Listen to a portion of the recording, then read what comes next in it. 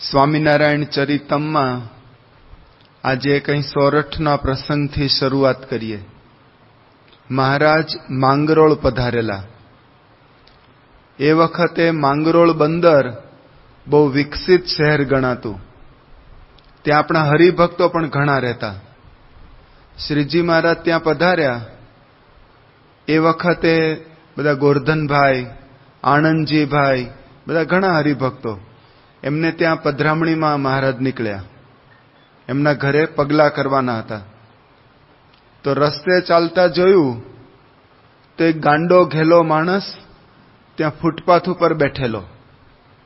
વાળ લાંબા, વધી ગયેલા, અસ્તવ્યસ્ત, કપડાનું કંઈ ઠેકાણું નહીં, અને આમ સાવ સુકાઈ ગયો હોય એવો દુબળો પાતળો, અને કેટલાક પથરા, નળિયાના ઠીકરા અને નાળિયેરના ટુકડા, કાચલી, આ બધું લઈને બેઠેલો. અને મોટે મોટેથી બૂમ પાડે પાછો કે લો બદામ, લો એલચી, લો કાજુ, લો જાવંત્રી, જાયફળ, આ બધા તેજાના અને સૂકા મેવાના નામ બોલે. હતું કાંઈ જ નહીં, રેતીના ધૂળના ઢગલા જ હતા. શ્રીજી મહારાજની નજર આના ઉપર પડી એટલે મહારાજે પૂછ્યું, આ કોણ છે? કે મહારાજ, એ તો કબો ગાંડો છે. ગાંડો થઈ ગયો, એનું ચસકી ગયું છે મગજ. પણ એક જમાનાનો એ તો બહુ મોટો શેઠ હતો, નગર શેઠ, લાખો રૂપિયાનો વેપારી હતો, બહુ મોટો માણસ, અને ગામમાં પણ પ્રતિષ્ઠા ઘણી, અને સૂકા મેવાનો એ વેપારી હતો. પણ એકવાર વહાણમાં દરિયાઈ માર્ગે બધો એનો માલ આવતો હશે, લાખોનો માલ, એમાં દરિયાઈ તોફાનમાં બધો માલ ડૂબી ગયો. પોતે બચી ગયો, પણ બધો માલ એ દરિયા ભેગો, એટલે કરોડોનું નુકસાન ગયું. એ આઘાતમાં એની આ મગજની કમાન છટકી ગઈ. પેલા તો કબા શેઠ કહેવાતા, પણ હવે બધાને કબો ગાંડો જ કહે છે. કારણ કે પૈસા હોય ત્યાં સુધી લોકો એને આદર સત્કાર આપે. પૈસા જતા રહ્યા એટલે સાવ એ તો કોડીનો થઈ ગયો, રસ્તા પર આવી ગયો છે. પણ જૂનો અભ્યાસ કરો, જૂની પ્રેક્ટિસ, એટલે આ બધું બોલે, લો બદામ, લો કાજુ, લો પિસ્તા, પણ કાંઈ છે નહીં. મહારાજે પૂછ્યું કે આવા કેટલાક છે, આવા ગાંડા કેટલાક છે? ગાંડા તો એક જ હોય ને, એક બે હોય, કે ગાંડાના ગામ ન હોય. આ તો એક જ છે, આવા કઈ બધા નથી. મહારાજ કે ના, આવા તો ઘણા છે. અમારી દ્રષ્ટિએ તો બધા બહુ બધા કબા ગાંડા જ છે. આખા ગામના ગામ આવા જ છે. જે ભગવાનને માર્ગે ચાલતા નથી, જે આ સત્સંગમાં જોડાયા નથી, એ અમારે મન કબા ગાંડા જ છે. આ શ્રીજી મહારાજની દ્રષ્ટિએ આપણે જોવા જઈએ ને, તો આવા તમને 7 અબજમાંથી ઘણા બધા મળશે, અબજોમાં મળશે.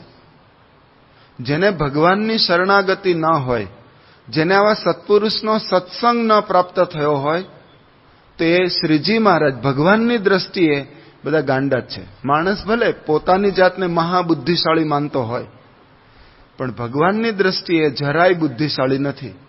પ્રથમનું 50મું વચનામૃત મહારાજ કહે છે કે લોક વ્યવહારે બહુ મોટો કહેવાતો હોય, એટલે આપણી રીતે વિચાર કરીએ ને તો આમ એક ખાલી હસ્તાક્ષર કરે, પોતાની સહી કરે અને લાખો રૂપિયા કમાતો હોય, તો આપણે બુદ્ધિશાળી જ કહીએ ને, સામાન્ય માણસ નથી.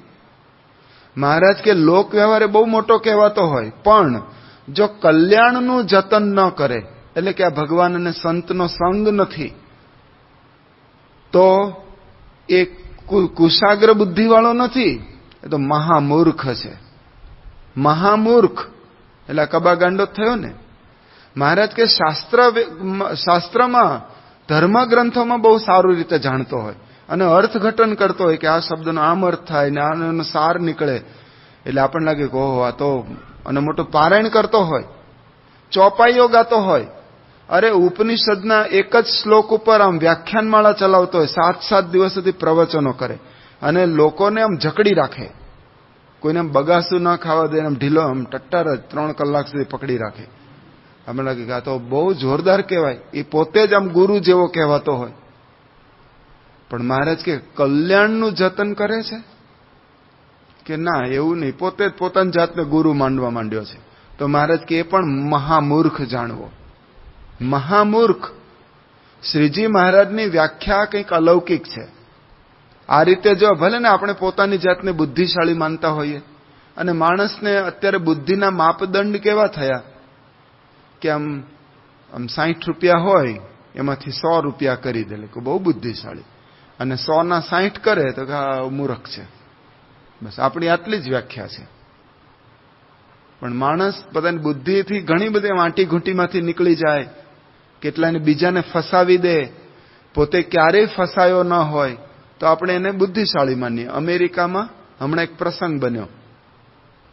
એક છોકરો હતો આવો યુવાન 20-22 વર્ષનો, અને સારામાં સારી મોટર એ લઈને નીકળ્યો રોડ ઉપર અને ફૂલ સ્પીડમાં ભગાવી. આમ તો ગરમ લોહી, ચડતું લોહી, અને પછી નવી ગાડી અને જુવાનીઓ, એટલે શું બાકી હોય, ફૂલ સ્પીડમાં ગાડી. અમેરિકામાં કાયદા છે કે અમુક માર્ગ ઉપર 70 માઇલથી વધારે ચલાવાય જ નહીં. આખા દેશમાં નિયમ. પણ આ ભાઈ તો 70 કે 80 કોણ પૂછે છે? 80, 90, 100, 130 માઇલની સ્પીડમાં ગાડી ભગાવી. રસ્તાય સારા, પણ એટલી ગાડી સ્પીડમાં ભગાવી.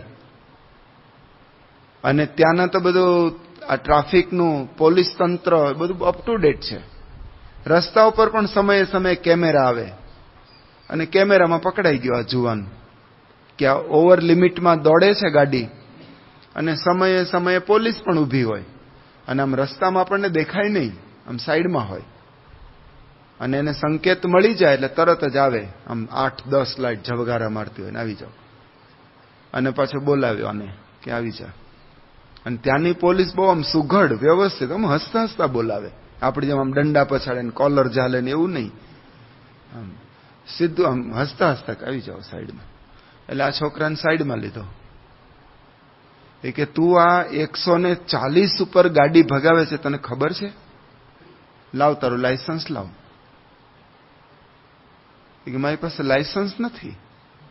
એટલે આ બીજો ગુનો થયો. હવે એક તો આ સ્પીડ લિમિટનો ગુનો, અને બીજું લાયસન્સ ગુમાવ્યું છે જ નહીં, અને ગાડી ન ચલાવી શકો. એટલે કે લાયસન્સ લાવ. કે મારી પાસે નથી.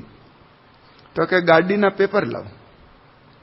એના વિકલ્પમાં ગાડીના કાગળિયા પણ ચાલે. ગાડી મારી ક્યાં છે? કે કોની છે? કે આ તો ચોરેલો માલ છે. ચોરેલો માલ છે. મારી હોય તો તમને કાગળ આપું ને. એટલે આ ત્રીજો ગુનો. ચોર છે, પોતે ચોરી કરી છે.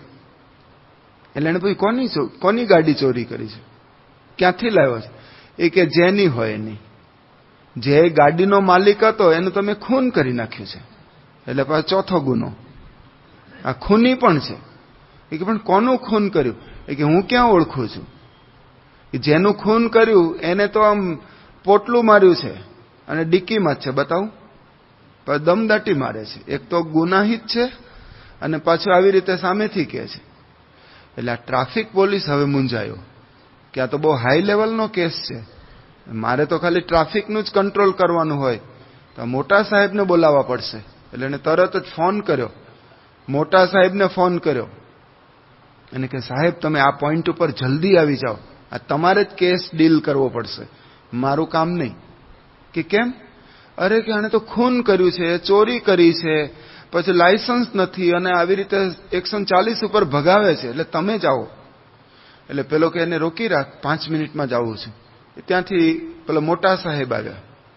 મોટા સાહેબને તો રિપોર્ટ મળી જ ગયો છે કે આણે ખૂન કર્યું છે, ચોરી કરી છે, પછી લાયસન્સ વગર ગાડી ચલાવે છે, અને ચલાવે છે એ પણ ઓવર લિમિટમાં ચલાવે છે. એટલે આ સાહેબે તરત એ યુવકને કીધું ગાડી ખોલ, આ ડિક્કી ખોલ, મારે પેલી ડેડ બોડી જોવી છે. તો પેલા ડિક્કી ખોલી તો અંદર કાંઈ જ નહીં. ડેડ બોડી તો શું, લોહીનું ટીપું પણ નહીં. પેલો સાહેબ વિચારમાં પડી ગયો, મને તો એવો રિપોર્ટ આપવામાં આવ્યો છે કે ડિક્કીમાં જ પેલી ડેડ બોડી છે, ખૂન જેનું કર્યું છે, આમાં કંઈ નીકળ્યું નહીં. પેલા તરત જ કીધું કે ગાડીના પેપર લાવ. તો અંદરથી બેગમાંથી કાઢીને આપ્યા કે લો આ પેપર. તો એના જ હતા પેપર. એટલે પેલો સાહેબ વિચાર પડે કે મને રિપોર્ટ આવો આપે છે ને, આ તો પેપર વાળો જ છે, એમાં તો ફોટા અને બધું વ્યવસ્થિત છે. અને ત્રીજી વાત કરી, તારું લાયસન્સ લાવ. તો એને ખિસ્સામાંથી લાયસન્સ કાઢીને આપ્યું. ફોટા બધું બરાબર જ છે. પેલો સાહેબ બોલી ગયો કે મને તો એમ રિપોર્ટ આપ્યો છે કે આણે ખૂન કર્યું છે અને ડિક્કીમાં જ ઓલી ડેડ બોડી પડી છે, ગાડીનો ચોરેલો માલ છે, લાયસન્સ છે ને, તારી પાસે તો બધું જ નીકળ્યું. તો પેલો છોકરો કંઈક, સાહેબ તો તમને એવું કહ્યું હશે હું 140 ઉપર ગાડી ભગાવું છું કેમ? કે હા, એ પણ મને વાત કરી કે આ જુઓ ને તમારો માણસ કેવો ખોટો છે, કેવા ખોટા ખોટા રિપોર્ટ આપે છે. એમ કઈ નીકળી ગયો કે હું તો નિર્દોષ છું. લો, હોશિયાર કહેવાય ને માણસ. પોતાની એક ભૂલ ખરેખર હતી જ, પણ એને ઢાંકવા માટે બીજી 3 નકલી ભૂલો ઊભી કરી, બનાવટી. અને મોટા સાહેબને પણ એને આંજી દીધો અને નીકળી ગયો જાણે નિર્દોષ છું. આ માણસ બુદ્ધિના ઉપયોગ તો ઘણા કરી શકે, આપણે નથી કરતા ધંધામાં. જાત એવી રીતે આમ કરીએ ને બધો માલ બતાવે ને કે તું તો મારો જૂનો ગ્રાહક, અરે તારા બાપાને આપણે તો બહુ સાથે આવી જા, શું માલ લઈશ, જા પડતર કિંમતે લઈ જા. આમ હોય 100 રૂપિયાનો માલ, પણ પડતર કિંમત શું 300 રૂપિયામાં લઈ જા. આ તો બીજાનું 500 માં આપું છું, પણ તને તું જૂનો ગ્રાહક ને એટલે 300 માં લઈ જા. પેલો રાજી થાય, આપણે કે વાહ આપણને સસ્તામાં આપ્યું, પણ એમાં 200% પ્રોફિટ હોય પાછો. અને આપણી જાતને બુદ્ધિશાળી માનીએ. પણ આવી બુદ્ધિ એ તો લોક વ્યવહારની બુદ્ધિ છે. મહારાજ કે એને રાજાના કામદાર જેવી બુદ્ધિ જાણવી. રાજાનો કામદાર એટલે કે ઓલો કર્મચારી હોય, બધો વહીવટી તંત્ર ચલાવતો હોય, એને ખબર હોય કોણ માણસને કેવી રીતે, બધું યાદ પણ રાખે, એનો રિપોર્ટ પણ એની પાસે હોય, થોડું બેકગ્રાઉન્ડ પણ હોય. તો એને લઈને એ જીવન જીતી ગયો એવું ન સમજતા. મહારાજ કે બુદ્ધિશાળી તો એ કે આ સત્સંગમાં કેટલો આગળ છે, એ ભક્તિ માર્ગે કેટલો આગળ વધ્યો, એટલે કે ભગવાનમાં એનું મન કેટલું રહ્યું. એ પૂજા કરે છે, એ મંદિરે આવે છે, ઘરમાં પણ મંદિર કંઈ છે, અને મંદિર હોય તો એમાં થાળ આરતી આવું કંઈ થાય છે? એ કે ના ના, એ તો ખાલી આમ શોકેસની જેમ મૂકી રાખ્યું છે. તો મહારાજની દ્રષ્ટિએ આપણે ભલે મોટા એડવોકેટ હોઈએ કે મોટા ડોક્ટર હોઈએ, મોટા એન્જિનિયર હોઈએ, અરે સમાજમાં અગ્રણી કે પ્રતિષ્ઠિત હોઈએ, તો એ મહારાજને મન એ મૂર્ખ જ છે. એટલે આપણને અંતરદ્રષ્ટિ કરાવે છે. મહારાજે વાત શું કરી, સુરત પધાર્યા હતા મહારાજ, અને સુરતની અંદર ત્યાં રુસ્તમબાગની અંદર મહારાજે સભા કરી, અને ત્યાં આ જ વાત કરી પારસીઓમાં, બહુજનુર ભ્રમણોત્તર લંભિતામ નરતનુમ સમવાપ્ય સુરેપ્સિતામ મતિમતામ ઇદમેવ મતેહ ફલમ વિષયતો વિરતિશ્ચ હરૌ રતિઃ. આ શ્લોકમાં એ જ વાત સમજાવી છે કે બુદ્ધિશાળીની બુદ્ધિનું ફળ એ કે ભગવાનમાં રતિ, પ્રીતિ થાય, એટલે કે ભગવાનને વિશે ભક્તિ ઉદય થાય, તો એ સાચો બુદ્ધિશાળી. મહારાજે બીજી વાત કરી. મહારાજ કહે છે કે આ જીવન જીવ્યાનો લાભ શું? તો આપણને પૂછે કે લાભ શું? કે બસ ખાઈ પીને મોજ કરીએ, થોડું ભણીએ, લગ્ન થાય, અને આ સ્ત્રી, પુત્ર, પરિવાર એ બસ રાચ્યા કરીએ, એ જીવનનું ફળ. તો મહારાજ કહે છે આ તો આ પંચ વિષયના સુખ એ તો પશુઓને પણ મળે છે. અને તમે જુઓ આ ભૂંડ બધા છે, શુકર, એને તો કોઈ માનતા કરતો નથી, તો 10 પેલા બચ્ચાઓ થાય છે, એને કોઈ દોડધામ કરતા નથી. અને કોઈ બધી એ કઈ પુત્ર કે આ પરિવાર એ તો પશુઓને પણ મળે છે. એમાં શું વિશેષ કમાણા? ભગવાનની ભક્તિ. મહારાજ કે આ દીવાનજી એ વડોદરાનો દીવાન હતો, કેવળ વડોદરાનો નહીં, 3 સ્ટેટનો વહીવટ ચલાવે. એ ગાયકવાડનો આ દીવાન, પછી સિંધિયા મધ્યપ્રદેશનું એ રાજ્ય એનો પણ એ પોતે જ, અને હોલકર એટલે મહારાષ્ટ્રનું રાજ્ય, આ ત્રણેયનો પોતે વહીવટી તંત્ર ચલાવે. એટલે દીવાનજી તો બધામાં નામાંકિત માણસ ગણાય. ઓહો, દીવાનજી કેટલો બુદ્ધિશાળી માણસ છે, 3 સ્ટેટનો કારભાર ચલાવે, એ સામાન્ય ન હોય. પણ મહારાજ કે દીવાનજી છે ને મૂર્ખ છે. બધાને નવાઈ લાગે, મૂર્ખ છે નો. અને મહારાજ પાસે કહે છે કે આ નાથ ભગત છે વડોદરાના, એ તો બહુ બુદ્ધિશાળી છે. હવે નાથ ભગત કોણ હતો? તો શાકભાજીનો વેપાર કરનાર એક કાછીઓ ભગત હતો. અને એ પણ બહુ મોટો આમ હોલસેલનો વેપારી એવો ને, એક ટોપલો લઈને બેસે, થોડા બટેટા રાખે, થોડું કોબીજ, ભીંડો, ગુવાર, દૂધી, તુરિયા, જે સિઝનલ શાક હોય લઈને વેચે. અને એ પણ ભણેલો તો હતો જ નહીં. ગણીને ગણતા 10 સુધી આવડે નહીં. 1 2 3 4 5 6 એમ 10 સુધી આવડે નહીં. સાવ સામાન્ય ઘરને બારી બારણા જ નહીં. ઘર કહેવાય કેમ એ પ્રશ્ન. બારી બારણા જ નહીં. એકવાર રાત્રે સૂતો હશે આ નાથ ભગત, તો નીચે જ આમ સૂતેલા, સાવ નીચે, પાથરોનું પાગરણ નથી એના ઘરમાં, એવું સાવ સામાન્ય ગરીબ જેવા છે. તો રાત્રે ચોર આવ્યા. રાતે આમ ચોર આંટા મારે, આમ ક્યાં પટારો ક્યાં છે, કબાટ ક્યાં છે, હોય તો ને 4 દિવાલ જ હાથમાં આવે. પેલા તો આમ ચાદર પાથરી કે આપણે જે કઈ માલ મુદ્દા મળે એ બધું આમ પોટલું વાળીને લઈ જવાય, જલ્દી ભાગી શકાય. તો ચાદર પાથરી. તો નાથ ભગતને ખ્યાલ આવી ગયો કે ચોર લોકો આવેલા, કે તો નીચે સુતા તો ચાદર ઉપર જતા રહ્યા. આમ સારું મન પાથરવાનું મળ્યું એમ. પછી અંદર અંદર ચોર લોકો ઘૂસપૂસ કરે, કંઈક મળતું નથી. કઈ બાજુ છે આમ કબાટ, તિજોરી, કઈક પટારો, કઈ મળતું નથી. તો નાથ ભગત મોટેથી, મને ધોળે દિવસે નથી મળતું, તને કાળી રાતે ક્યાંથી મળશે? કઈ હોય તો મળે ને એમ. એટલે એવો સાવ બિચારો દરિદ્ર ભક્ત છે. પણ શ્રીજી મહારાજની નિષ્ઠા જોરદાર. મહારાજ સર્વોપરી ભગવાન, એના સિવાય ક્યાંય બીજે એનું મન જ નહીં. મહારાજ પોતે વચનામૃતમાં કહે છે, મધ્ય 59, એમાં 6 ભક્તોને યાદ કર્યા છે પરમ કલ્યાણના વચનામૃતમાં, કે આવી નિષ્ઠા કોને હતી? તો કે જેવી આ નાથ ભગતને છે. મહારાજ પોતે એની પ્રશંસા કરે છે, એવો નિષ્ઠાવાળા ભક્ત. પણ આવા જોરદાર હરિભક્ત, જે કંઈ થોડી બચત થાય રૂપિયાની શાકભાજીમાંથી, તો ગઢડા સુધી ચાલીને આવે અને મહારાજને સંતોને રસોઈ આપે, જમાડે, એવા ભક્તિભાવવાળા. તો મહારાજ કહે છે કે આ નાથ ભગત મહાબુદ્ધિશાળી અને દીવાનજી મૂરખ. તો દીવાનજીને કેમ મૂરખ કીધા? કે ભલે ને બધું સંસાર વ્યવહારના કામ કરતો હોય, પણ આધ્યાત્મિક માર્ગે એક પગલું પણ એને માંડ્યું નથી, 0. એટલે મૂરખ છે. અને નાથ ભગતને ભલે આવી બુદ્ધિ નથી, ચોજાળી બુદ્ધિ નથી, પણ એને ભગવાનની સેવા ભક્તિમાં એ એકો છે. તો મહારાજ એને બુદ્ધિશાળી ગણે છે. એટલે આવા બધા પ્રસંગોની આપણે સરખામણી કરીએ ને, ત્યારે આપણને ખ્યાલ આવે છે કે શ્રીજી મહારાજ કોને બુદ્ધિશાળી માને છે. અને શ્રીજી મહારાજનું સર્ટિફિકેટ આપણે લેવાનું હોય. બીજા બધા વખાણ કરે એની કાંઈ જરૂર નથી. વખાણ એને કોણ પૂછે છે? એના વખાણની જરૂર જ નથી. દુનિયામાં તો શું, એને કંઈક સ્વાર્થ સિદ્ધ થયો હોય તમારી પાસે, તો તમે એના માટે સોનાના, તમે એના માટે મહાબુદ્ધિશાળી, પણ એની કોઈ જ જરૂર નથી. અને આપી આપીને લોકો તમને શું કહેશે? આજે તમને આમ કહે, કાલે ઉઠીને એના જ તમારી ટીકા કરે. આપણે સરકારી તંત્રમાં નથી જોતા, ચૂંટણી આવે તો આપણે જ એને સિલેક્ટ કર્યો હોય, મત આપ્યો હોય, મોટો નેતા બનાવ્યો, પબ્લિકે જ બનાવ્યો છે ને ચૂંટણી વખતે. પણ એના જ માણસો પછી એને નિંદા એટલી કરે કે આને કઈ વહીવટ આવડતો નથી, ના જુનાગઢ એટલું જો મહાનગર થયું પણ કઈ વિકાસ જ કર્યો નથી, આમ ને તેમ ને બધું આપણે બોલીએ પાછા. એટલે આપણું કોઈ ઠેકાણું નહીં, પબ્લિકનું કોઈ ઠેકાણું નહીં. સર્ટિફિકેટ લેવું હોય તો ભગવાનનું સર્ટિફિકેટ લેવાય કે શ્રીજી મહારાજ મને કેવો જોયે છે, પ્રમુખ સ્વામી મહારાજની દ્રષ્ટિમાં હું કેવો છું.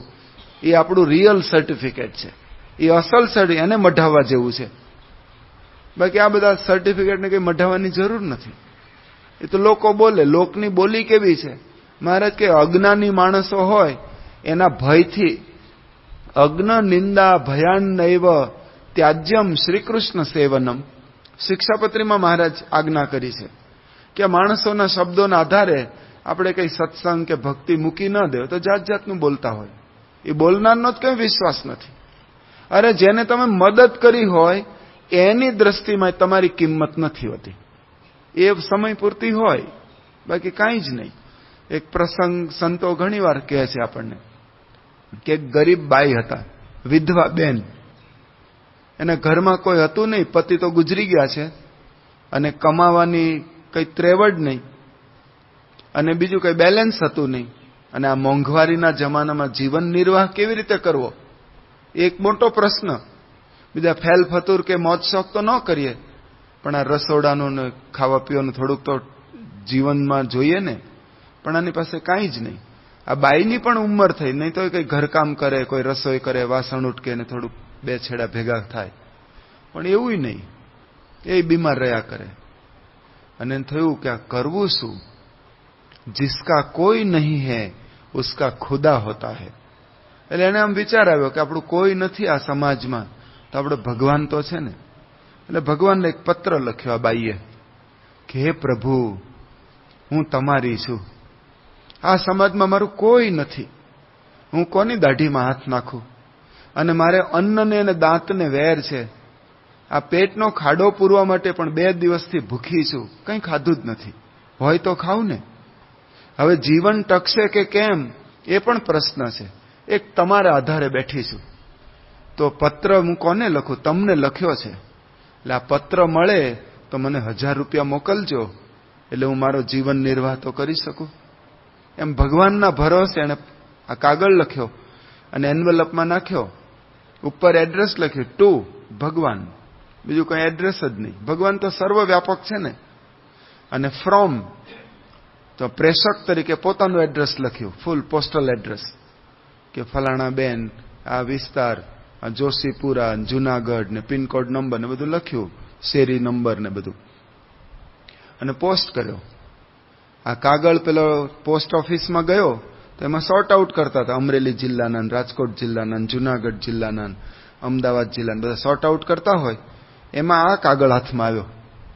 એડ્રેસ જ નહીં. ઓલો ટપાલી વિચારમાં પડી ગયો, હું 25 વર્ષથી નોકરી કરું છું, આવો અધૂરા કાગળ તો ઘણા, એમાં પછી ભગવાનનો કાગળ.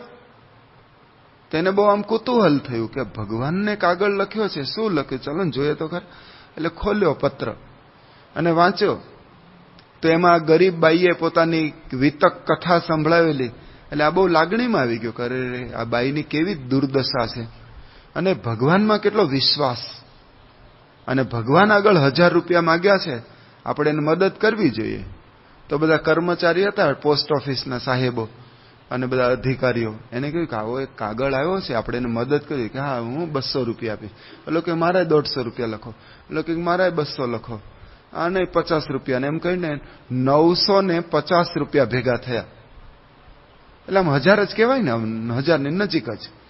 એટલે એને આ બધું તૈયાર કરીને મની ઓર્ડર આ બાઈને મોકલ્યું. એડ્રેસ તો હતું જ, મોકલી દીધું. એટલે પેલી બાઈને આમ 3 દિવસમાં પૈસા મળી ગયા. એટલે કવર આવ્યું એટલે તો બહુ રાજી થઈ. મને વિશ્વાસ હતો મારો પ્રભુ કોઈ દિવસ મારી પ્રાર્થનાને આમ અવગણશે નહીં. જો આ રૂપિયા આવ્યા અને તરત જ ભગવાનનો આભાર માની ગણવા બેઠી તો 950 આ પોસ્ટમાં આવ્યા હતા ને 950. તો આ બાઈએ તરત જ વિચાર કર્યો કે મેં ભગવાન આગળ 1000 રૂપિયા માગેલા, એટલે મને તો વિશ્વાસ જ છે. તો બીજો કાગળ લખ્યો આભારનો ભગવાનને કે હે પ્રભુ, મેં ગયા અઠવાડિયે કાગળ લખ્યો હતો અને તમે મારી પ્રાર્થના સાંભળી. અરે ખુદા તો કેવા છે, चींटी के पांव में झांझर बजे वो भी खुदा सुनता है. કીડીના પગમાં ઝાંઝર અને એની ઘૂઘરી એનો અવાજ થાય ને એ પણ ભગવાન સાંભળે છે. બહુ વિચાર કરવા જેવો છે. કીડી આટલી નાની માંડ નજરે ચડે, ચશ્માવાળાને તો દેખાય પણ નહીં, ચશ્મા ન પહેર્યા હોય તો. અને એમાં કીડીનો પગ એવી શોધવો પડે ક્યાં એનો પગ છે. એમાંય પગમાં પછી ઝાંઝર, એ કેવડું હશે ઝાંઝર. અને ઝાંઝરમાં પછી ઘૂઘરી હોય, રણકતી હોય, એ કેવડી હશે. અને એનો અવાજ શું હોય, પણ તોય ખુદા સુનતા હે, એટલે કે ભગવાન બધું સાંભળે છે. તો ભગવાને આ બધી કે તમે મારી પ્રાર્થના સાંભળી ને મને તો વિશ્વાસ છે, તમે તો 1000 રૂપિયા જ મોકલ્યા હશે, પણ મેં ગણ્યા તો 950 જ થયા. આ પોસ્ટ ઓફિસ વાળા હરામખોર છે, બધા ભ્રષ્ટાચારીઓ છે, બધા લુચ્ચા લફંગાઓ છે. આ બધી કટકી કરવામાંથી જ ઊંચા આવતા નથી ને આ બધું ખાડે ગયું છે તંત્ર, નામ ને તેમ ભાઈ ગાળો લખી પછી. અને પાછો પોસ્ટ કર્યો કાગળ, ભગવાનને મોકલ્યો. તો પેલો ટપાલીના હાથમાં આવ્યો, એ જ ટપાલી જેને બધી વ્યવસ્થા ફંડની વ્યવસ્થા કરી હતી. અને તો પાછો કાગળ, એ જ કાગળ. એટલે થયું કે સારું, આપણો આભાર માન્યો હશે, પ્રશંસાના 2 શબ્દો લખ્યા છે. એ તો હોંશે હોંશે પત્ર ખોલ્યો, ખોલીને અંદર જોયું તો ભાઈ ગાળો જ લખી હતી. કે આ હરામખોર છે ને લુચ્ચા છે ને ભ્રષ્ટાચારી છે ને કરપ્શનમાંથી નવરા પડતા નથી, એમાં જ આ બધી દેશની બરબાદી થઈ છે, તો આ તો માથું કૂટવા માંડ્યો. અરે રે, આ મદદ કરનારો જ હું છું, ખુદાના નામે, પણ મદદ તો મેં જ કરી છે અને આ તો મારી કોઈ કદર જ નથી. એટલે એને વિચાર માંડ્યો કે આમાં કઈ પડવા જેવું નથી. લોકોના સર્ટિફિકેટ ઉપર રાચીએ ને તો ક્યારેક સુદ ક્યારેક વધ. આ લોકોના સર્ટિફિકેટ કે ઓલી બાઈ મારી પ્રશંસા કરે, એમાં ટપાલી જેવી દશા થાય. એટલે આપણે શ્રીજી મહારાજ શું કહે છે એટલા માટે મહારાજ પોતે બીજા ચરિત્ર દ્વારા સમજાવે છે કે રાજી કરવા હોય તો ભગવાનને રાજી કરવાનું તાન રાખવું. વાંચો વચનામૃત મધ્યનું 25મું. સ્વયં પ્રકાશાનંદ સ્વામીએ પ્રશ્ન પૂછ્યો મહારાજને ગઢડામાં કે મહારાજ તમે કયે ઉપાય કરીને અમારા ઉપર રાજી થાવ? તો મહારાજે 2 વિભાગ બતાવ્યા. એક સંતોનો વિભાગ.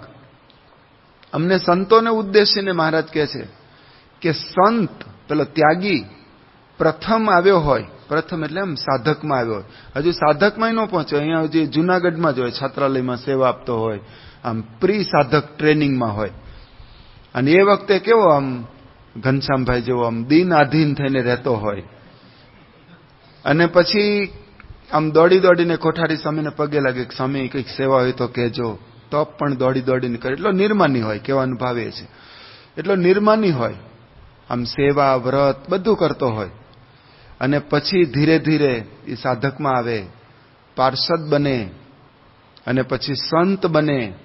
સંતની અંદર પણ પછી બધું આમ શાસ્ત્રોનો અભ્યાસ કર્યો હોય, સેવામાં અને બધા હરિભક્તોના આમ સંપર્કમાં આવ્યો હોય, હરિભક્તો પછી આવી પારાયણો કરી હોય, પછી મંડળધારી બનીને આમ બધે શ્રાવણ મહિનામાં બધે ફર્યો હોય, એટલે આમ બધું આમ આગળ વધ્યો કહેવાય ને.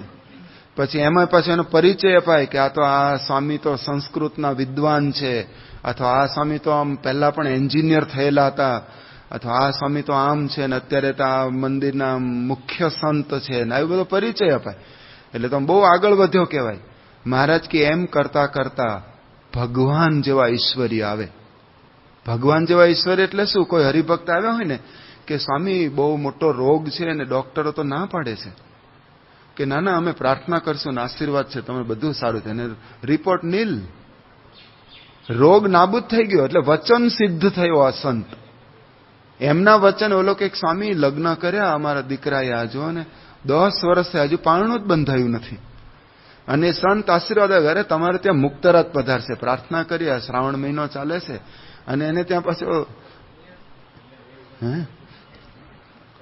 કલ્યાણ સ્વામી, વિનય સ્વામી, બધા પૂજારી સ્વામી, બધા કોઈ પણ આમ, અને આપણે ભાવના છે પૂજારી સ્વામીને વાત કરી હોય તો એની પ્રાર્થના ભગવાન વહેલી સાંભળે, કારણ કે અખંડ ભગવાનની ભેગા રહેનારા, અને ભગવાનને બધો જમાડતા હોય, આવા વિવિધ સરસ મજાના અલંકારો ધરાવે.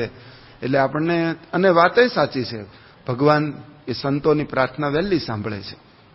એટલે આપણે પણ કહીએ સ્વામી તમે અમારા વતી પ્રાર્થના કરજો.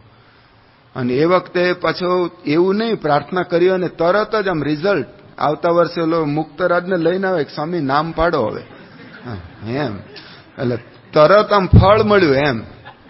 કારણ કે 10 વર્ષથી જે પુરુષાર્થ કર્યા પછી પણ જે પ્રાપ્તિ નહોતી થઈ, એ આ સંતના વચને આવું ભગવાન જેવા ઐશ્વર્ય આવે તો કેટલી મોટો આગળ વધ્યો કહેવાય. અને એમાં સાધુતાના ગુણો પણ હોય, સાવ એમ ખાલી વ્યવહારીઓ એવું નહીં, અને વ્યવસ્થિત બધાને અનુભવ થાય. એમના દર્શન કરીએ તો પણ આપણને આમ હૃદયમાં શાંતિનો અનુભવ થાય. એટલે કે એવા મહાન સંત છે. તો મહારાજ કહે છે કે આમાંથી આટલી ઊંચી સ્થિતિ પ્રાપ્ત કરી હોય તો પણ જેવો મોરે દિન આધીન રહેતો હતો એવો ને એવો જ દિન આધીન રહે. એ ભગવાન સાથે પિતરાઈ દાવો ન માંડે કે હમ ભી ક્યાં કમ હે, આવો વિચાર ન કરે. તો એવા સંત ઉપર ભગવાન અતિશય રાજી થાય છે. એટલે આ દૂષણ છે અમારા સંતોમાં. ધારો કે કોઈ આવા ગુણો આવે તો સહેજે આમ ગાડી ડાયવર્ટ થઈ જાય, આમ ફંટાઈ જાય, પણ નથી થતું. આ જાણપણાવાળા સંત છે. તો મહારાજ કહે છે એના ઉપર અમે અતિશય રાજી. અને બીજી વાત કરી તમારી હરિભક્તો માટે, મહારાજ કે પેલા સાવ કંગાલ હોય, આમ કઈ આમ લોકમાં તો શું એને ઘરમાંય ખાવા પીવાનું ઠેકાણું ન હોય, એટલો દરિદ્ર માણસ, પણ એમ કરતા કરતા સત્સંગમાં આવ્યો તો ધીરે ધીરે એને એક ગામનું રાજ્ય આવે, એટલે ગામનો રાજા આગેવાન બન્યો. એમ કરતા 5 ગામનું રાજ્ય મળે, 25 ગામનું રાજ્ય મળે. અરે ચક્રવર્તી રાજા થાય, આખા ભૂમંડળનો રાજા. એવી તો કોઈ પોસ્ટ જ નથી, પણ કદાચ બની શકે. એટલું નહીં, મહારાજ કે ઇન્દ્રલોકનું રાજ્ય મળે, બ્રહ્માનું રાજ્ય મળે. આ તો બધા ત્રિલોકીના રાજ્ય છે. અને એટલો આપણને પાવર મળે, આવો અધિકાર મળે. ગ્રહસ્થની વાત કરે છે. હા, અને તો પણ મોરે જેવો સંત આગળ નિર્માની થઈને રહેતો હતો, હાથ જોડીને બેસતો હતો, એવો ને એવો નિર્માની રહે તો ભગવાન એના પર રાજી. હવે આપણે અંતરદ્રષ્ટિ કરવાની કે આપણે તો કેવો શરૂઆતમાં હોય ને તો બહુ મુમુક્ષુ હોઈએ અને હોવા જ જોઈએ, પણ પછી ધીરે ધીરે આમ થોડો ખીચડી ઉત્સવમાં આવ્યા હોય અને સ્વામિનારાયણની ખીચડી બહુ અફલાતુન હોય છે અને એ બધી આમ પચી જાય આપણને, પછી બધા રૂપાંતર થવા માંડે, પછી બધું ચડવા માંડે. અને એ વખતે પણ આપણે આમ દીનાધીન રહીએ. સંતો ઘણીવાર સર્વે કર્યો છે હરિભક્તોનો, એના આધારે ટૂંકમાં રજૂ કરે છે કે હરિભક્ત કોઈ નવા આવ્યા હોય ને તો ભગવાનને તો દંડવત કરે, પગે લાગે, સંતોને પણ દંડવત કરે. અરે મોટા સદગુરુ સંતોને તો કરવા જ જોઈએ. મહંત સ્વામી, ડોક્ટર સ્વામી, કોઠારી મહારાજ, ત્યાગવલ્લભ સ્વામી, આ બધા મોટા સંતોને આપણે દંડવત કરીએ, એ તો કરવી જ જોઈએ. પણ બધા નાના સંતો બેઠા ને અમે બધા, એને પણ દંડવત કરે. એને પણ આમ આપણે ના પડે કે ના ના દંડવત કરવાની જરૂર નહીં, ઠાકોરજીને કરો. ના ના સ્વામી સત્સંગમાં બહુ મોડો આવ્યો છે, કરવા દો ને. એટલે કે આટલી સ્પીડમાં કરું તો આગળ વધી જાવ, એમ એનો ભાવ એ છે. તો દંડવત કરે. પછી થોડો આપણને ખબર હોય, બહુ લાંબુ નહીં ટકે, એ 6-8 મહિના કરે દંડવત. અને પછી આવે ને તો પંચાંગ પ્રણામ કરે. એ સારી રીત કહેવાય અને એ આદર્શ રીત છે પંચાંગ પ્રણામ. અને એમાં પણ અંગૂઠાનો સ્પર્શ કરવાનો, બની શકે તો જમણા અંગૂઠાનો સ્પર્શ કરવો, એવું કહે છે આપણા પુરાણો. તો આપણને વધારે પુણ્યની પ્રાપ્તિ થાય. તો અંગૂઠાનો સ્પર્શ કરીએ. પણ તોય પછી ધીરે ધીરે આગળ વધે ને પછી ઢીચણે આવે. ઢીચણે જરા આગળ વધ્યો ને, હવે ઢીચણે વધ્યો, ઢીચણે પગે લાગીને જતો રહ્યો, અંગૂઠે અડવાનું નહીં, એટલે આગળ વધ્યો, વધારે આગળ જતો રહ્યો. પછી ઢીચણ વધ્યું હોય તો હજી ચાલી જાય કે વાંધો નહીં, આમ બેઠા હોય ને પગ અંગૂઠો અંદર હોય એટલે ચાલે. પછી કેડે, અહીંયા નહીં, કેડે ઉભા હોય ને તમે કેડે કે સ્વામી જય સ્વામિનારાયણ, હાથે ન જોડે, આમ સલામ કરે, સ્વામી જય સ્વામિનારાયણ. હવે હાથ જોડ ને, પણ આમ બે હાથ ભેગા ન કરે. ચાલો ઝૂકવામાં કેડ દુખે છે, પણ હાથ ભેગા કરો તમને દુખે? તો હાથ જોડો ને, પણ હાથે ન જોડે. પછી તો બેઠા હોય ને આવી રીતે સંતો, તો ખભે હાથ દઈને આમ વસ્તી ગણતરી કરવા નીકળ્યો હોય ને, સૌમ્ય સ્વામી જય સ્વામિનારાયણ, આનંદ પુરુષ સ્વામી, કોઠારી સ્વામી જય સ્વામી, નીકળી ગયો બસ.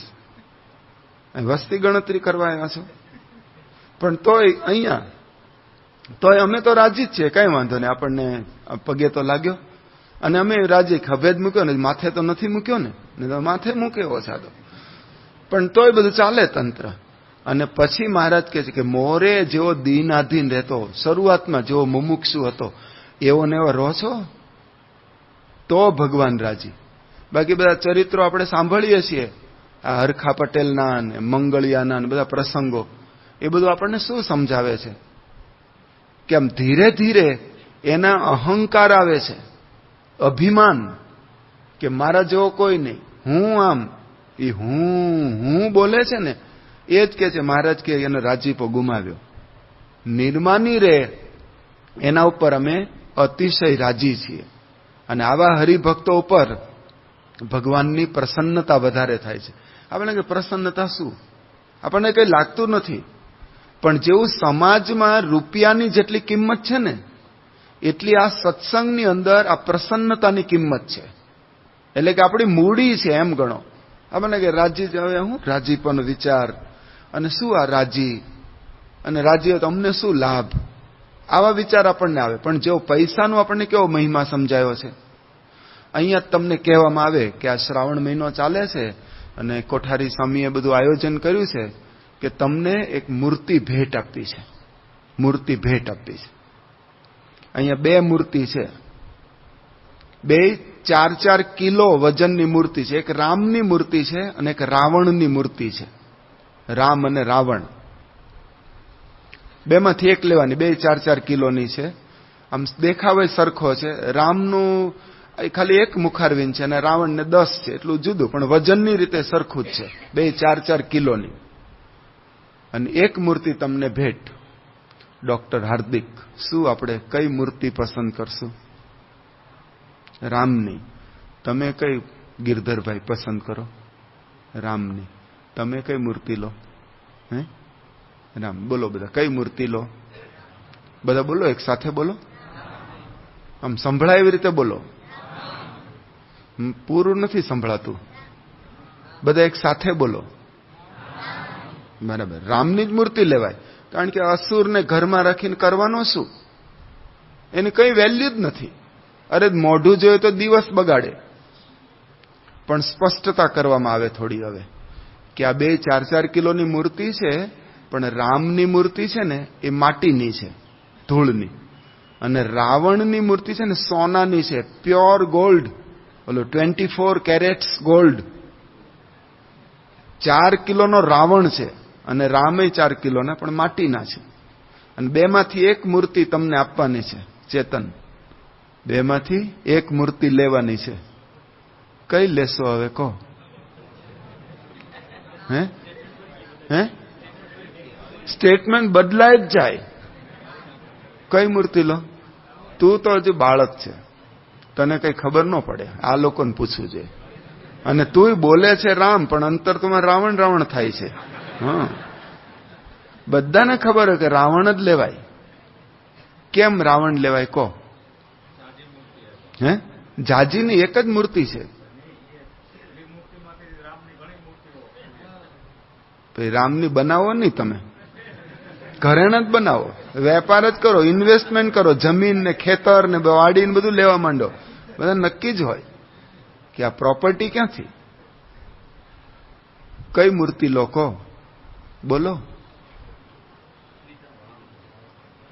ના, બધાને એમ થાય કે રામની બોલશું, પણ અંતરમાં તો રાવણ છે, રાવણ બોલશું કેવા લાગશું એમ.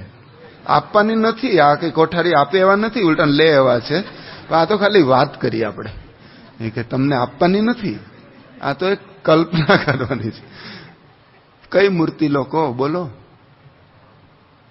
ના, જેવું હોય એવું બોલવાનું, આમાં કઈ ઘસાઈ જવાનું નથી. કઈ લો? હા, રાવણની. આમ રાવણની, આગળ વધો ને, આમ રાવણની. રાવણ જ. તો કેમ સ્ટેટમેન્ટ કેમ ફરી ગયું? સ્ટેરિંગ કેમ ફરી ગયું? સોનું છે એટલે. હવે સોનાના ભાવ આસમાને પહોંચ્યા છે. આમ તોલામાં 10 ગ્રામમાં, તોલું નહીં, 10 ગ્રામ જ લેવા હોય તો શું ભાવ ચાલે છે અત્યારે? 28,000. એમાં તો આ 4 કિલોની મૂર્તિ છે. ક્યાં પહોંચે? આમ લાખો કરોડોમાં જાય. ગણજો હિસાબના નિરાતે, ગણજો ખરા કેલ્ક્યુલેટર લઈને, કેટલો આંકડો થાય છે ખબર પડે. તો આપણને ખબર જ છે કે આ સંપત્તિ, આ પૈસો, આ ધન, એના માટે આપણે તરત જ ફરી જઈએ. એ ભગવાન રામને કે કહો, રામ તમે રહો અહીંયા, તમારી જરૂર નથી. એમ પૈસાનું આપણને મહત્તા સમજાય છે. નીલકંઠ વર્ણી અહીંયા આવ્યા, આમ ફરતા ફરતા ગુજરાતમાં, પછી વલ્લભીપુર, ભાવનગર, પછી તળાજા, ગોપનાથ, એમ ફરતા ફરતા ઉના પાસે આવ્યા. ત્યાં સીમર ગામ છે, આજે પણ એ ગામ છે. ત્યાં લોભી વાણિયો હતો. હરિલીલામૃતમાં એનું આખ્યાન આવે છે, 3જા કળશમાં 23ના વિશ્રામમાં. તો એને તો એમ થયું કે આ નીલકંઠ વર્ણી બહુ ચમત્કારી પુરુષ છે, અને આપણે એની સેવા કરીએ. સેવા કરીએ ને તો કંઈક માલ મળે, એટલે આમ આશીર્વાદ મળે, આપણે માલદાર થઈએ. એટલે ઘરે લઈ ગયો અને જાત જાતના ભોજન બનાવીને જમાડ્યા. નીલકંઠ વર્ણી જમ્યા તો નહીં, થોડુંક જમ્યા, એમને અનુકૂળ હતું એટલું. પણ એને ઘણી બધી તૈયારી કરી કે ભગવાનની સેવા કરીએ તો આપણને રૂપિયા મળે. બસ દાનત આટલી જ, પૈસા મળે. અને પૈસા મેળવવા માટે એને આ બધી સેવા સરભરા કરી. અને નીલકંઠ વર્ણી તો જમ્યા ને પછી ચાલતા થયા. એ કે, એ બ્રહ્મચારીજી ક્યાં જાઓ છો? આમ આશીર્વાદ તો આપતા જાઓ. એ કે, શેના આશીર્વાદ? એ કે, રૂપિયા જોઈએ છે. મેં એવું સાંભળ્યું છે, સંતની સેવા કરે તો આપણા સંકલ્પો પૂરા થાય. તો તમારી સેવા અમથી નથી કરી, ગણતરી સાથે સેવા કરીને વાણિયાભાઈ છું, આમ કઈ એમનેમ નથી. આગળ પાછળ બધું સેટિંગ હોય છે. રૂપિયા આશીર્વાદ આપો તો શ્રીજી મહારાજ નીલકંઠ વર્ણી કહે છે રૂપિયાની શું જરૂર છે? તો શ્રીજી મહારાજને જ્ઞાન આપે છે. પાછો ડાયો માણસ છે. અમે વાણીઓ બધા પ્રજા ડાહી પ્રજા કહેવાય. એટલે ભાઈ શ્રીજી મહારાજને પાછું જ્ઞાન આપે છે. અને હરિલીલામૃતમાં લખ્યું, લક્ષ્મી વિના જગતમાં જન હોય જ્યારે, બોલાવશે જન બધા મુખથી તુકારે. જે કાનુડો વ્રજ વિશે મહી ચોરી ખાય, લક્ષ્મી મળ્યા થકી થયા રણ છોડરાય. આ લક્ષ્મી મળે ને તો માણસ સન્માન પામે. લોકો એના આદર સત્કારથી બોલાય કે ઓહો લક્ષ્મીચંદ શેઠ આવો આવો આવો આવો બોલાવે. એનાથી ઉદ્ઘાટન ગોઠવે, અતિથિ વિશેષ તરીકે બોલાવે. કે સમારંભમાં પત્રિકામાં એના નામ લખાય કે અતિથિ પદે આ ભાઈ આવવાના છે. અને લક્ષ્મી ના હોય તો બધા તુકારે બોલાય, એ બબડા અહીંયા આવ, એ રમલા ક્યાં ગયો તો, બધા તુકારે જ બોલાવે. અને કે આ જુઓ ને મારી વાત નહીં, કૃષ્ણ ભગવાને ત્યાં ગોકુળ મથુરામાં હતા તો બધા કાનુડો કાનુડો કરતા હતા, તુકારે જ બોલાવતા હતા ને. પણ એ જ કાનુડો જયારે અહીંયા ગુજરાતમાં આવ્યો અને દ્વારિકામાં લક્ષ્મી મળ્યા રૂકમિણીના રૂપમાં, અને એ વખતે બધા રણછોડ રાય કી જય, રણછોડ દ્વારિકાધીશની જય. રૂકમિણીના પતિ બન્યા. લક્ષ્મી મળે તો માનપાન મળે, લક્ષ્મી આપતા જાઓ. તો મહારાજે બધી આશીર્વાદ આપ્યા. પછી પૈસાદાર થયો એ, પણ મહારાજ ફરતા ફરતા આવ્યા તો આપણને સમજાવે છે કે સમાજમાં પૈસાની મહત્તા છે. ધન વિના તમે કાંઈ ન કામ કરી શકો. એમ અહીંયા સત્સંગની અંદર આ ગુરુની પ્રસન્નતા આપણા પર કેટલી, ભગવાનની પ્રસન્નતા આપણા પર કેટલી, એ આપણી મૂડી છે, એ આપણી પ્રસન્નતા છે. અને પ્રમુખ સ્વામી મહારાજ પોતે પણ આ માને છે. માને છે એટલે ને જીવમાં દ્રઢ. સ્વામી પોતે આબુમાં હતા અને એ વખતે કેસી પટેલ આવ્યા અમેરિકાથી, અને એમણે વાત કરી, સંતો પણ સાથે હતા, કે સ્વામી તમારું કાર્ય જોઈને તમને નોબલ પ્રાઇઝ મળવું જોઈએ. નોબલ પ્રાઇઝ, નોબલ પ્રાઇઝ એ દુનિયાનું મોટામાં મોટું સન્માન ગણાય. અને જેણે વિશ્વમાં કંઈક મોટું યોગદાન આપ્યું હોય એને આ સન્માન મળે. તો કેસી પટેલ અમેરિકા સત્સંગ મંડળના પ્રમુખ એ સમયના, તો એમણે સ્વામીને વાત કરી કે સ્વામી આપનું કાર્ય એવું અદ્ભુત છે કે આ યુનોમાં આપનું નામ નોંધાવવું જોઈએ ને નોબલ પ્રાઇઝ પણ મળવી જોઈએ. અને એના માટે અમે ચક્રો ગતિમાન કર્યા છે. મારે બધો પરિચય છે યુનોમાં, એટલે બધું મંગાવ્યું છે, કઈ રીતે બધો રિપોર્ટ તૈયાર કરવાનો ને. અને તમારું કાર્ય તો જવા દો, તમારા એક એક સંતનું કાર્ય જુઓ ને, આ વિચરણ કરે છે સંતો, તો એના કાર્યના આધારે પણ નોબલ પ્રાઇઝ મળી શકે. અને જેને મળ્યા છે ને પૂર્વે, આ રવિન્દ્રનાથ ટાગોરને મળ્યા, મધર ટેરેસાને મળ્યા, એ બધા છે ને આ બેઝ ઉપર જ મળ્યા છે. તો એવા તો એક એક મંડળધારી સંતો, આપણે તો 100 કરતા વધારે મંડળધારી સંતો જે સતત વિચરણ કરતા હોય તો 100 નોબલ પ્રાઇઝ મળે. તો આપને તો બધું મળવું જ જોઈએ. તો સ્વામી કે જો કેસી, મારે નોબલ પ્રાઇઝની કોઈ ઈચ્છા જ નથી. અને એ બધા શું મારું સન્માન કરવાના, મારે એની કોઈ ઈચ્છા જ નથી. આ તો આપણે ઘરની સભા એટલે સ્વામીઓ બોલા એ લખોટા જેવા, એ હું મારું સન્માન કરવાના. એવા દુનિયાના માણસો, માયામાં ખદબદતા જીવો, એ મળી મારું સન્માન કરે, અને મારે કોઈ સન્માનની પડી જ નથી. અને વાત રહી નોબલ પ્રાઇઝની, તો સ્વામી કે મને તો નોબલ પ્રાઇઝ નહીં, મને 2 નોબલ પ્રાઇઝ મળ્યા છે.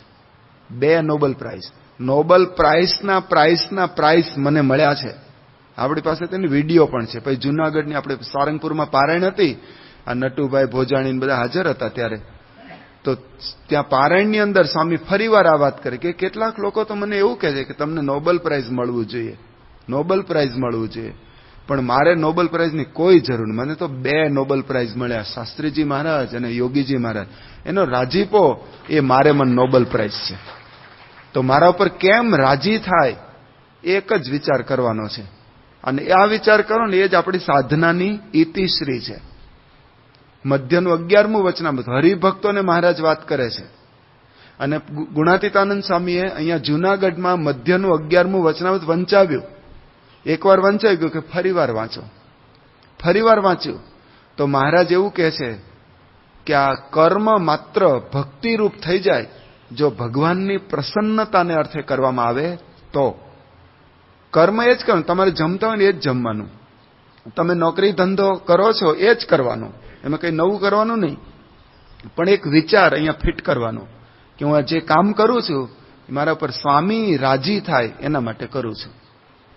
તો આ વિચારનું એક બીજ ઉમેરાયું તો મહારાજ કહે છે કે આ કર્મ માત્ર ભક્તિરૂપ, એટલે કે તમે ચાલતા હોય ને તો એ પ્રદક્ષિણા જેટલું ફળ મળે, તમે સૂતા હો એ સમાધિ તુલ્ય ગણાય, તમે આમ જમતા હોય એ યજ્ઞમાં આહુતિ આપતા હોય એટલું ફળ ગણાય. એક વિચાર રાખો ને, મારે સ્વામીને રાજી કરવા છે ને એના માટે આ ક્રિયા કરું છું. પણ આ વિચાર આપણને મગજમાં રહેતો નથી, જે સ્વામીને સતત રહે, ક્યારે ભૂલાતો નથી. એ વિચાર આપણે રાખો તો મહારાજ કહે છે, આ મધ્ય અગિયારનું ગુણાતીતાનંદ સ્વામી નિરૂપણ કરે છે કે આ 4 વેદનો સાર મહાભારત. એટલે એવું લખ્યું ભારતમ પંચમો વેદ. આ મહાભારત એ 5મો વેદ છે અને 4 એનો સાર. આપણને 4 વેદના નામ આવડતા નથી. આમ સાહસ કરું, કોઈને નામ આવડે છે 4 વેદના? છે ખરા, તો ગુણાતીત ભક્ત ખરા, પણ બધાને ઊંચી આંગળી નથી. ચલો 4 વેદના નામ કોઈ બોલો તો ભાઈ, ઊંચી આંગળી વાળા બોલો ભાઈ. ઋગ્વેદ, સામવેદ, અથર્વવેદ અને યજુર્વેદ. નામ સાચા છે, ક્રમમાં સંભળાવો તો ક્રમ સાચો નથી. ચલો આ બીજો પ્રશ્ન છે પાછો, બોલો આ ડોક્ટર. બરાબર, ઋગ, યજુ, સામ અને અથર્વ. હવે 4 વેદના નામ આવડે છે, દર્શન કેટલાય કર્યા છે? કલ્યાણ સ્વામી દર્શન કરાવો 4 વેદના. હે એકલ દોકલ નહીં, આમ સમૂહમાં બધા દર્શન તો કરાવો. લોકો આંગળી ઊંચી કરી કે અમે 4 વેદના દર્શન તો કર્યા છે. એ કાર્યક્રમ ગોઠવવો પડશે. લો ના, વેદના દર્શન થાય એવું આપણે કરીએ કંઈક. એટલે 4 વેદના દર્શન આપણે કર્યા. હવે આગળ તો પૂછવાનું જ ન રહ્યું ને કે વાંચ્યા છે કે નહીં, એમાં શું આવે છે અથવા એનો સાર શું, બધું પૂરું થઈ ગયું. આગળના પ્રશ્નો જ અટકી ગયા, પેપર પૂરું થઈ ગયું. પણ વાત એમ છે કે કઈ વાંધો નહીં, ભલે 4 વેદ ન વાંચ્યા હોય, 4 વેદના દર્શન પણ ન કર્યા હોય, પણ 4 વેદનો સાર મહાભારત છે. હવે મહાભારત એ બહુ લાંબુ પહોળું છે, તો એ આપણને ખબર ના હોય તોય વાંધો નહીં. તો મહાભારતનો સાર ગીતા છે. ગીતામાં 700 શ્લોક, લાખ શ્લોક નથી, 700માં સમાવી દીધા. એટલે કે ગાગરમાં સાગર સમાવી દીધો. ગીતા આપણને લાંબી લાગે છે તો કઈ વાંધો નહીં. ગુણાતીતાનંદ સ્વામી કહે છે મધ્યનું 11મું વાંચો. આ તમને હોમવર્ક છે આજનું, વાંચજો મધ્યનું 11મું. તો એક જ પાનાનું વચનામૃત છે, 1.25 પાના જેટલું થાય. એક જ પાનાનું આ વચનામૃત, અને એની અંદર મહારાજ કહે છે કે આ મહાભારતનો સાર ગીતા, ગીતાનો સાર આ એક વચનામૃત. હવે એ વચનામૃત એ 1.25 પાનાનું છે. એનો સાર હવે હું કહું તમને, ગુણાતીતાનંદ સ્વામી, કે એની અંદર એક શ્લોક આપ્યો છે ભાગવતનો, આમયો યેન ભૂતાનામ જાયતે યશ્ચ સુવ્રત તદેવ હ્યામયમ દ્રવ્યમ ન પુનાતિ ચિકિત્સિતમ એવમ નૃણામ ક્રિયાયોગા સર્વે સંસ્કૃતિ હેતવઃ ત એવ આત્મવિનાશાય કલ્પંતે કલ્પિતા પરે. આ શ્લોક છે. પણ એ શ્લોકનો નિરૂપણ મહારાજ કરે છે. એ પેરેગ્રાફ વાંચજો. અને સંતોએ આપણા માટે કેટલી કૃપા કરી, અને મોટા અક્ષરમાં બોલ્ડ લેટરમાં છાપ્યું છે. એટલું ખાસ વાંચજો. આખું વચનામૃત તો વાંચી શકાય એવું છે, પણ કદાચ તમને સમય ન મળે તો આ પેરેગ્રાફ તો વાંચજો જ. અને બને ને તો મોઢે કરજો, મોઢે કરજો, એટલે સતત અનુસંધાન રહે.